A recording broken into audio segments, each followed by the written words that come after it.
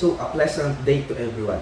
I am Jaylou, and for today's video, we will tackle about GEC or Global Engineering Challenges, focusing only on producing solar energy economically.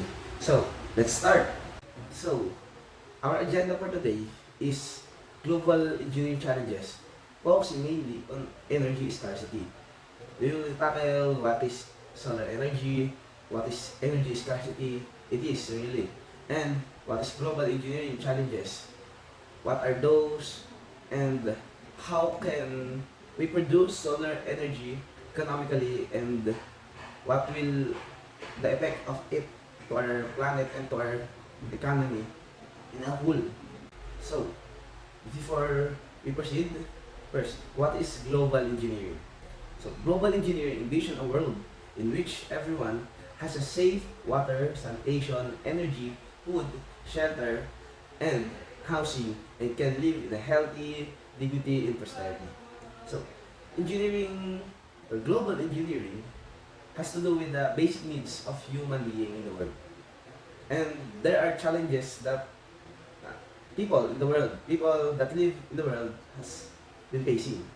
For example, climate change, too much heat, or too much El Nino that can affect the crafting season, and too much rainy season, too many thunderstorm, cyclone that came to our country.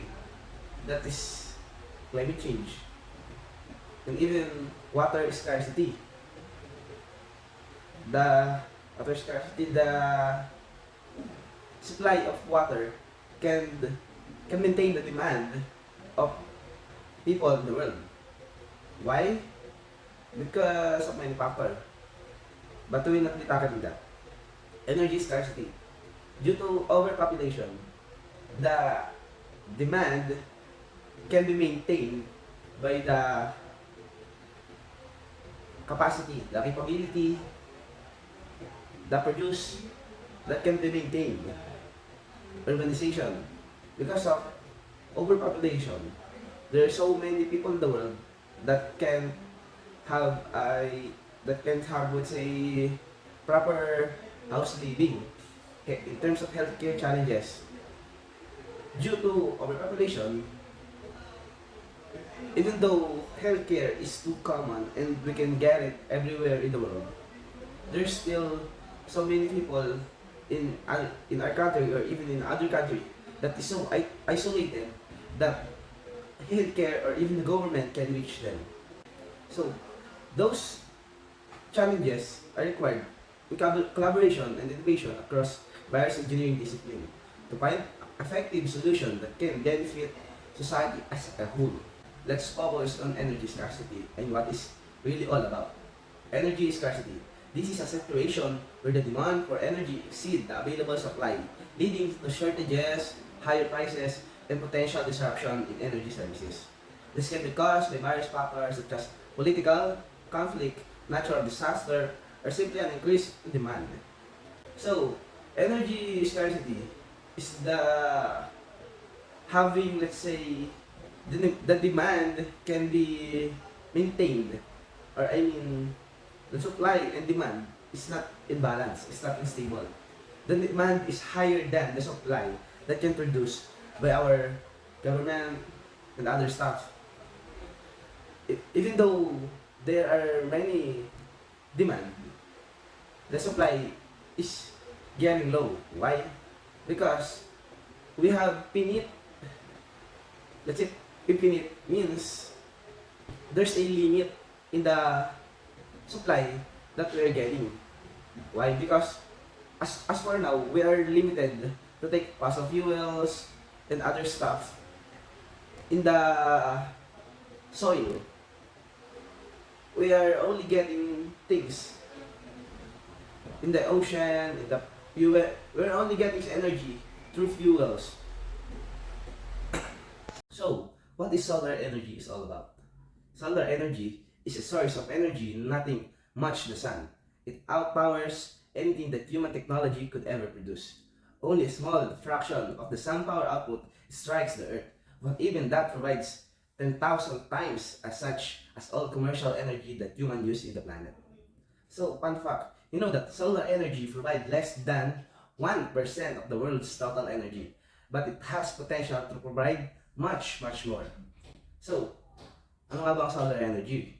Ito yung radiation na nanggagaling sa sun na capable of producing heat and pwedeng cause din ng chemical reaction, and it may also generate electricity that can be used in our daily basis, in electricity of our house, electricity of buildings, electricity of other stuff in the world, that's why it is very reliable sources, and it should be produced economically.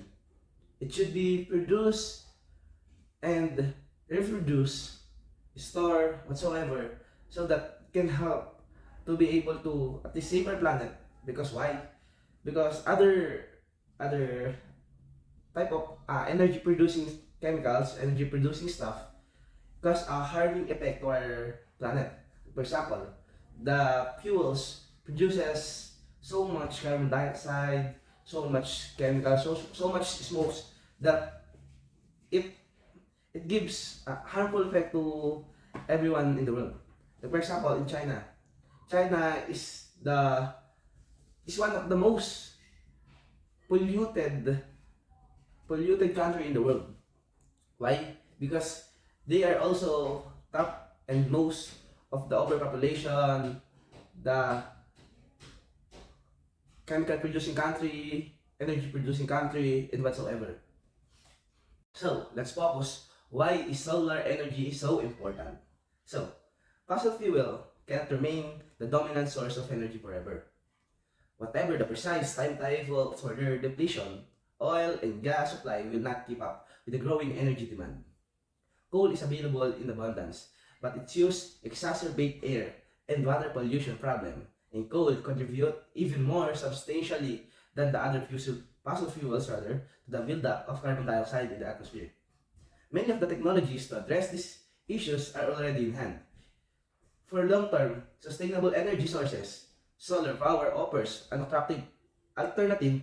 Its availability far exceeds any conceivable future energy demands, and it's environmentally clean, and energy is transmitted from the sun to free of change.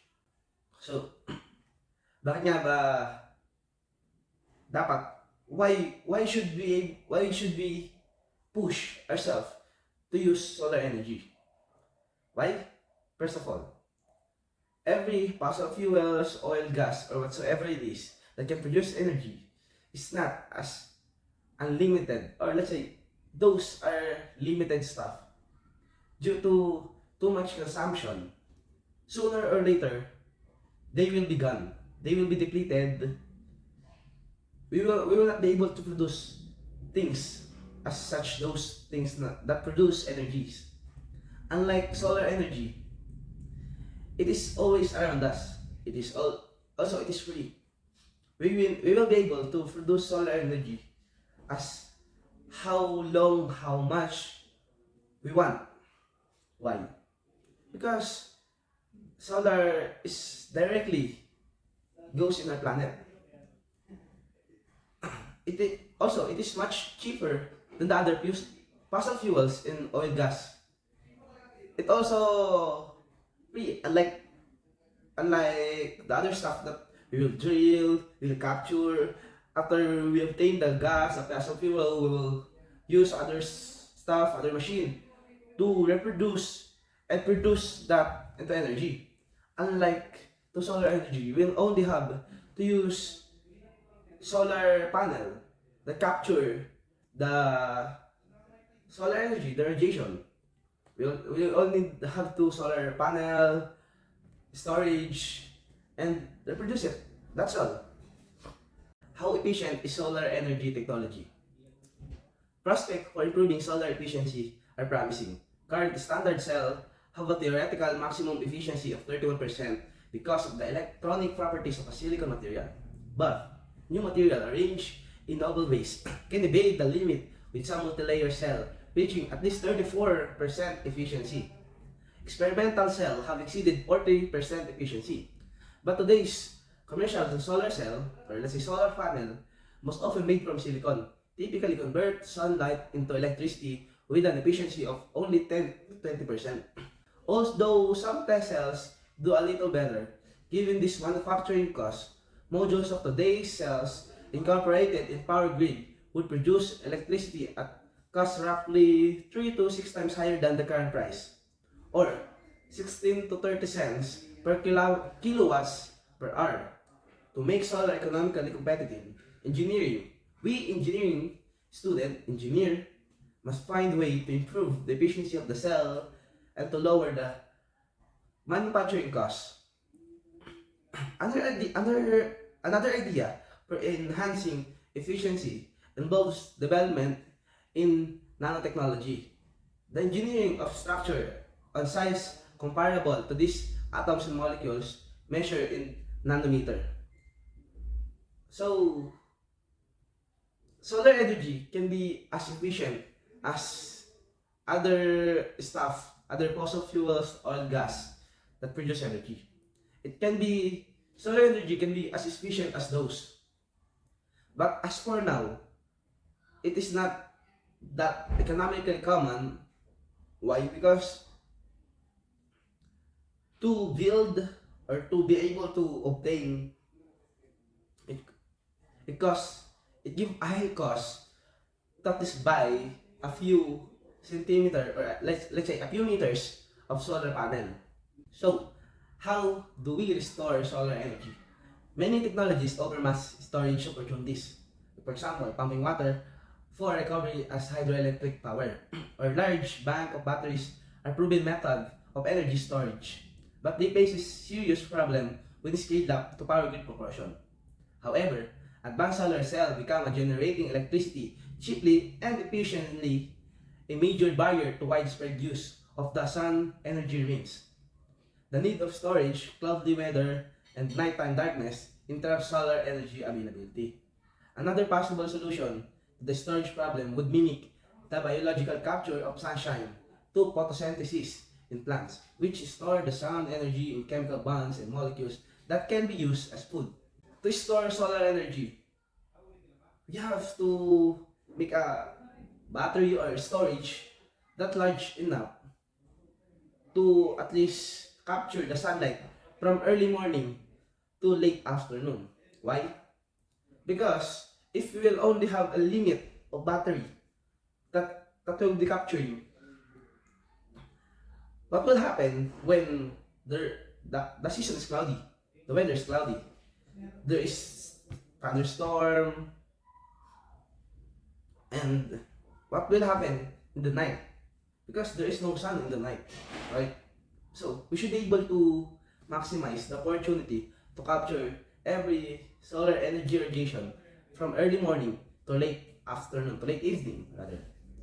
That's why, so that we will be using our solar energy efficiently, and we will not having a solar energy scarcity or loss or run out in our household. How do we make solar energy more economically?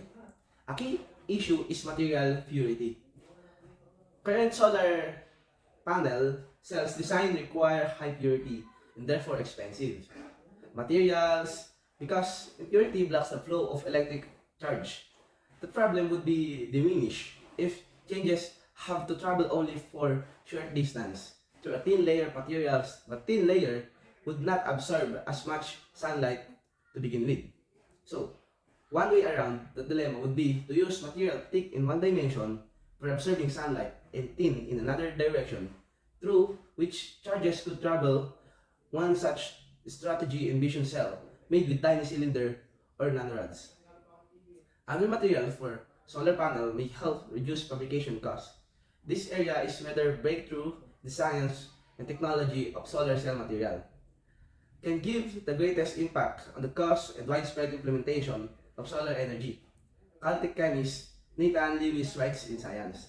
To make solar panel or solar energy produced economically, we should be able to know how to first lower the cost of solar panel so that it's cheap enough that everyone, even the low-income families, low-income household, will be able to afford those things. Why? As for now, the solar panel costs too much that only high-earning families will be able to afford it. Even though they are high-income families, they are not that much capable to buy such things, such large things, or such huge amount of solar panel for their own usage. Because as for now, even a few meters of solar panel will cost 100,000 or even at least a million. There is a scientist which is named Caltech chemist Nathan Lewis that sees to produce a much cheaper and yet more efficient solar panel. We have to produce a thick, thick layer in other side or other dimension so that it is thick enough to absorb the solar energy directly. And the other side is thin enough for solar energy to travel that efficiently. And the other stuff is to store it. That's it. So, we can make it as per research basis and other stuff. Solar energy can be economically produced. How we, as an agricultural and biosystem engineer, can be involved or impact in producing solar energy. So, solar panel engineers design solar panels and solar energy system. Engineers works on many aspects of solar energy field, including buildings, designing and installing solar panels, and working to improve solar technology through data, lab work, and field experiments. Some engineers also work on repairing some panels and performing routine and maintenance. So, we engineer as a ABE use solar panel in other machineries. Like for example, in patubig sa mga palayan, we use solar energy from solar panel for us to be able to run through the machines that pump water in the well. We also use solar energy panels. So, how the development of solar energy can impact how the development of solar energy can impact the practice of ABE engineering in the country or in the world. So, development in solar energy is poised to significantly impact the practice of agricultural and biosystem engineering both in the country and globally. Here are several ways this advancement can influence the field. First, energy efficiency, cost reductions, reduce operation costs. Solar energy can lower the cost associated with running agricultural machinery, irrigation system, and processing facilities by providing a cheaper renewable energy source. Technology integration, renewable energy storage, advances in solar energy can provide reliable power for agricultural operation, especially in remote areas without stable access to electricity. And last, research and innovation, advanced research opportunities. The growing focus on renewable energy can drive research into more efficient and integrated agricultural system that leverage solar power. Environmental benefits also, reduce soil degradation. Solar powered equipment such as electric, tractor, and other machinery can reduce soil compaction. Integration compared to traditional heavier fossil fueled machineries. So, what would you think? Are we going to be able to manufacture such thing that can harvest and store solar energy, and may it be as efficient as other energy sources? Would you think commercializing and economically producing of solar energy will be a great help, not only for our country, but also for the whole wide world? And lastly, do you want to be an agricultural and biosystem engineering? Or say engineer? Thank you for listening. I hope you learned something